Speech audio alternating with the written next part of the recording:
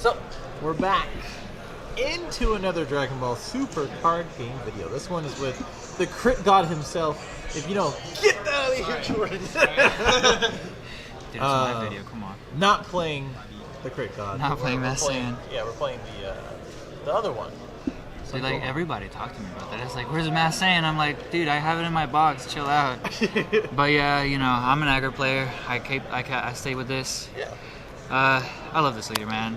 It's like the peak of aggro. Yeah. You know, you take 2 life on the front and restand the leader. That's awesome.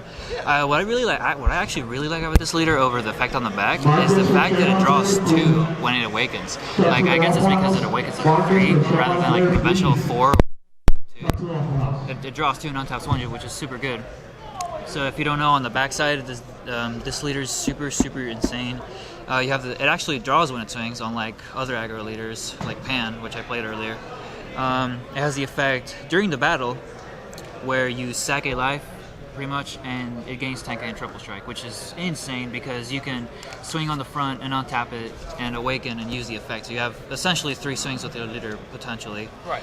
And then the other effect is you can get the 3rd swing by untapping your leader for free, and you lose at the end of the turn. So it's like a glass cannon-ish, super aggro leader. But what I will say about this leader is that you have to make sure you complement the leader. You can't play around the leader because people know what this is, people know builds with this leader, and people know what it does. So you have to make sure that you have a good enough deck to complement the leader. Otherwise, you'll just lose every match. So, getting into the main deck. So what colors did you play, by the way? So let's say that, and then what you placed. So I play 5 colors in my deck, technically. I play black, yellow, green, blue, red. Wow. And I placed 26th at TOP. Okay. I went X2. I actually lost to Hayden. I lost to Eggman. Yep. Probably because of my own fault. I was playing Cell, and I thought Cell's surge ability was activate battle, so I scooped. And then later I was like, I'm actually just dumb, but that's okay. And then I lost to Hachiyak because I didn't have good knowledge on the matchup because I wasn't expecting to see Hachiyak. So, of course. And at the regionals, I placed 58th. I went X3. I got my invite. I only lost to Piccolo and that day, technically. I lost to 2 of them. The other game I was playing against Jiren, and unfortunately, I don't know, going into game 3 or somehow, I was shuffling and I must have dropped the card on the floor, somebody put it out, and that ended up in a game loss, game 3, so I lost that match. And it really sucked because I was going to win against Jiren, which is a hard matchup. So today I played top 64 for TOP. Unfortunately, I lost the first round in top 64. I went up against Piccolo hand control. I scooped him up game 1, super easy. Game 2 and 3 were a little rougher. I made a mistake game 2, but I don't know how much it mattered. You know, it's in the past now. I can't really think about it too much. Yeah, don't worry about it. And game 3, it was really rough. I bricked super hard game 3. You know, he ripped the cards that he needed to rip out of my hand with the Soldier Shrink Kamehamehas. Yeah. And it really sucked. I kept drawing into my blue cards that I'll show later, which are useless if I don't have other stuff to complement it. But yeah, I'm super bummed out, to be honest. I'm really tired right now, but I placed 26th, which is, I mean, it's the best I've ever placed. You know, I played something other than Mass Saiyan. I placed a good deck. I'm really proud of this deck, and I'm proud of, you know, everybody that helped me. Yeah, I mean, shout out to PVE, my team. I gotta shout them out. Alan, everybody's supporting me. Everybody's super proud of me, and I just gotta thank them. So, stop rambling. Let's get into this deck. So, all right. So what we got? You're gonna have to explain some of this. I'm gonna have to explain everything because nobody knew what was going on. So, flip it around. So, 4 SS4 heartfelt plea. So, I love this card. Okay. This card's insane. So, the basis of this deck, if y'all don't know, I played set 8 Pan with this deck. I had a friend help me, and we had kind of the same engine. You'll see it as it goes. So this is kind of, it's not the crux, but it is really good against stuff like the Surge leaders in general. So when you play this, you know, it has offering. I play it for free when I awaken. Triple strike, offering 30k. Comes in for free. It's really important because offering is actually the best part about this card, because most of the time, when I'm going into them, they'll be like 7, 6, even 5 life maybe, and they think that they don't want to be in range of a triple strike, so a lot of times they'll just crit a life. don't. I'll tell you right now, you do not ever want to crit at life, because with other cards in the deck, if you crit at life, you're putting yourself in range of something else, whether it's a double strike, a single strike card, whatever it is. You should always let your opponent draw 2 unless you're absolutely sure that critting at life is the best option. And yeah. So next we have this new set 9 card, SS4 Son Goku, Saiyan Lineage. This card's amazing. I love this card. If you're playing SS4, a Heartfelt Plea in any of your decks, I definitely recommend at least trying to put this in the main.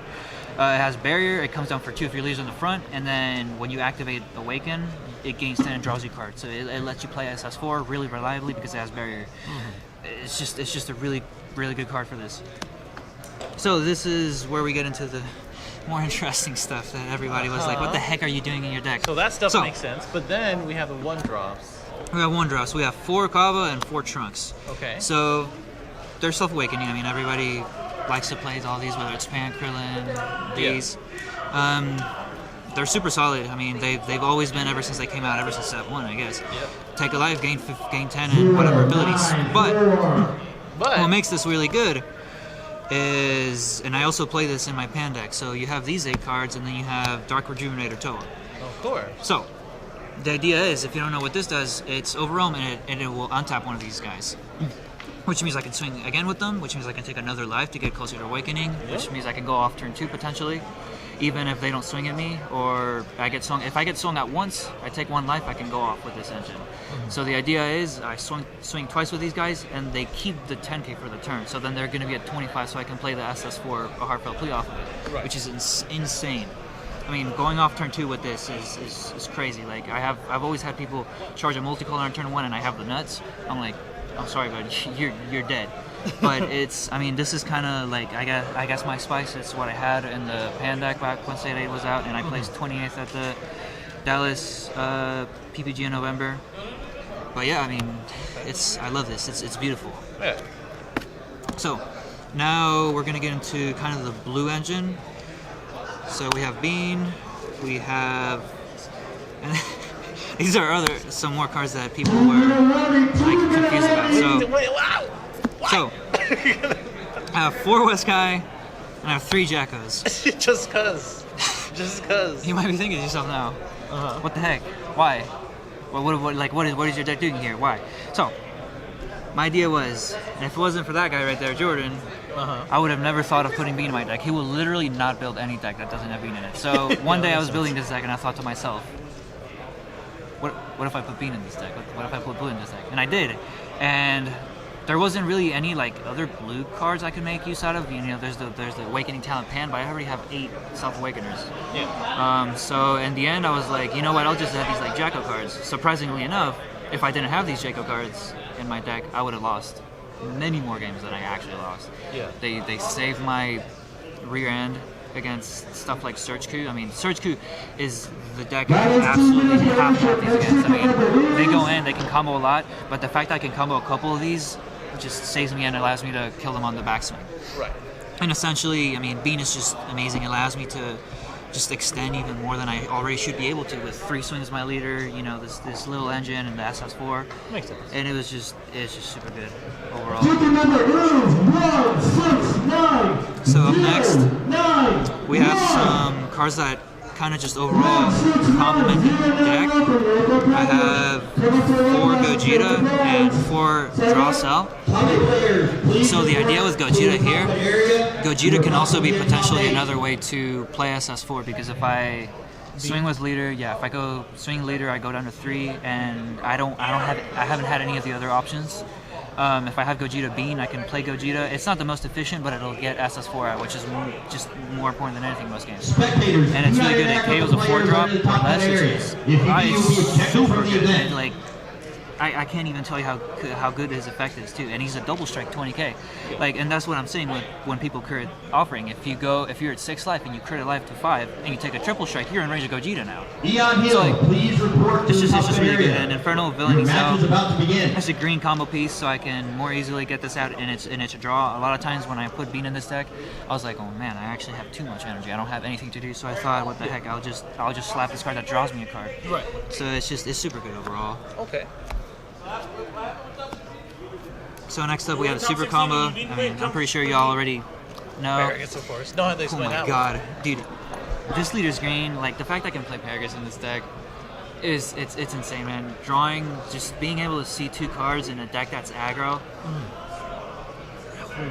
Like, I can't stress to you how good this is. Like I've seen people play, blue green with like some of the Android 18 super combos. Yeah, that's cool. Like you're making your opponent go down, but like with this, this is.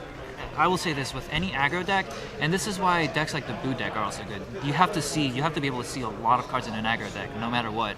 And what makes an aggro deck really good is how many cards can you really see by turn 2 or 3. Right. Like drawing 2, you draw 1. Your Awaken draws 2. Like you can draw another 2 off of SS. You should be drawing another 2 off of SS4. So like if everything goes well, you're sitting on like a 13 card hand on like turn 2 or 3. So yeah, it's just an insane card. And these last couple cards are kind of just defensive, because I found myself a lot of times thinking, man, if I overextend or if I extend and I'm not able to finish it, it's like, what do I do during my opponent's turn? So we have, Champa.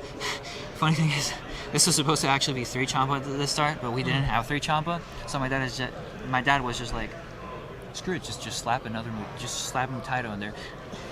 You would not believe how useful Mutaito actually was. Like it's like these 2 1-ups I have in the deck, they only came in like a couple times, but when they came in, I was like, thank God I have this in the deck, because I would have lost otherwise. So I currently have the Swiss in the deck, the Borgo Swiss. I'll tell you right now, I'm taking this out. It did nothing for me. I played against somebody that had a awesome, like super awesome red-yellow Gohan build. His name was Sean the Roast, and I was amazed by his build. And he had, I'm gonna switch this to like the 1-drop yellow Trunks that looks at the top 3 for a yellow Saiyan, or the set 3 GT little Goku that looks at the top 7 for a GT Goku, to maybe make my SS4 engine more consistent. That was good. Yeah, this was just kind of useless. Vegeta the Krill didn't come into play that much, but I knew it would be super useful. It was just the matchups I played. It didn't I played very control matchups. So like when I played Surge against Surge Q, they didn't play so I couldn't play Surge Piccolo doesn't really play this kind of stuff. What else did I play? In the mirror, you don't get this, but definitely would keep this in the deck. You have to have some kind of defensive options in the when you pass turn. Your deck has a lot of combo, but if they play like a Secret Rare, one of those big cards, and you don't have an answer for it. Like I played against UI, and if I didn't have like the Champa and the Mutaito in my deck, I would have lost. Like he slapped UI down. Oh God! Yeah. Thank God for Champa. So yeah, it's just you have to. This deck is really hard to build. I've spent a lot of time tweaking it. I have to shout out my boy Luke, because if it wasn't for him, I probably wouldn't have even looked at this leader. I mean, he came to me one day, he was like, yo, what if we built the pan leader we had with this Gohan, like super broken Gohan leader? I was like, that day, like the revelation came to me, and I started working on it ever since. I'm really thankful for all the compliments I've gotten for it so far. Everybody really liked the deck. Everybody was really confused about the deck. Oh, looking at everybody. Wait, what's this last card? It's Mira. Oh, okay. Makes sense now. It's one of. I just wanted to put it last because it didn't really fit in with anything else. It's just a one of. Probably because it's one energy. Yeah, I mean. It didn't.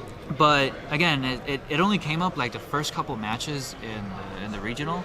But again, if I didn't have this card in the deck, I would have lost those matches. Right. So like, I'm super thankful. Like, this was a last minute call too. Like we were in the hotel room, and Jordan and my dad were talking about like Surge Q and putting mirror in it or whatever. And I was like, I kind of want to put a mirror in there. Just one. And like the first 2 matches, I played it and I swung it at them on 1 life. I was like. That's all you need. But yeah, so that's the main deck. That's the main deck. Everybody's going to ask, where is Feet? Where is Feet? It's not in there. Yeah. So let's look at the sideboard. So in the sideboard, here it is. So I sided 4 Feet. I actually didn't even have it in the side at first. You were wild. For the regionals, because so here's what I thought about this. So if you're not playing like straight green blue, this is a very hard, well, not green blue. Like if you're not explicitly playing something green in your deck to play it, this is a very hard card to put into your deck, because if you have to put green into your deck, green is not that good of a color unless you're playing a lot for it. So that's why Piccolo is good, because you play a lot of green. You play all these hand destruction cards. Yeah. I had trouble fitting this in because I'm playing red, yellow, blue. But playing against Piccolo hand destruction, I realized I had to have this in the side, because that is a matchup where I'm kind of breaking even with my opponent. So when I swing with my leader at them triple strike and they gain 3 cards, that actually, it normally doesn't hurt me. So that's why I don't have it in the main deck, because me swinging at them triple strike, I can just fit this in and hit him with the crit, but it hasn't proven to me that I need it in the main deck.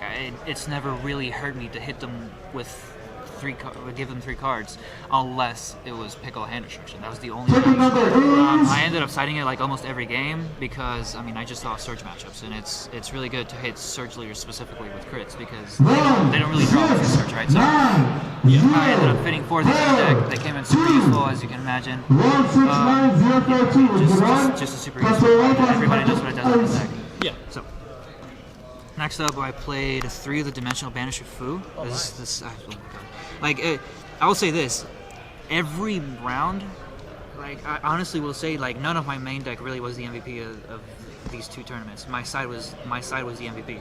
I was literally siding 9+ cards every game, and it was really hard, because I have to take out certain things to play against certain decks, but I just have to have these cards in my deck, right? So siding in this deck is really hard. You have to really know what your game plan is and what your matchups are and what you have to do to beat every game. So the reason I have this was because of Surge Coup. Surge Coup likes to play during my turn, right? So they arrive with Spears, they Surge Awaken, and they want to play SS4, right? So this is why it's kind of in there. If I'm not able to extend and kill them that turn, I can play this and kill their SS4. Now they don't really have much to do during their turn unless they go their leader and chomp or something, which is really good for me, because most of the time I can get out of it because of stuff like the Jackals. And he's also a double strike, so the same theory with the Gogeta. If they crit themselves and they put themselves in range of this it's just super good playing a double strike 1 cost that'll warp something. Right. You also have 2 minutes. Do what? You also have 2 minutes. 2 minutes? That's what the camera does. Oh. Okay. Caulifla. Yellow card. It actually didn't come in too much. When I sided it, I didn't get to play it, but the idea is play it, finish tapping them out if they have Sparking Negatives or whatever. But it didn't come in too much. I would still keep it in the side because it's really useful. But yeah. Okay. And then I played 3 Focus Breakthrough. This card's insane against Topo. It's really good because I can take a life for it if I charge a multicolor, and then it gets rid of a lot of the cards that can me. So it came in useful almost every game as well. So I was setting most matches, and it's a really good card overall. And the last and least, unfortunately. Never used it? No, this was more for the Jiren matchup. I was kind of scared of the Jiren matchup, and in the Hajiak matchup it could have came up, but the guy didn't play enough cards. I don't know if I keep this in. I think this is a really good card because Jiren is a hard matchup.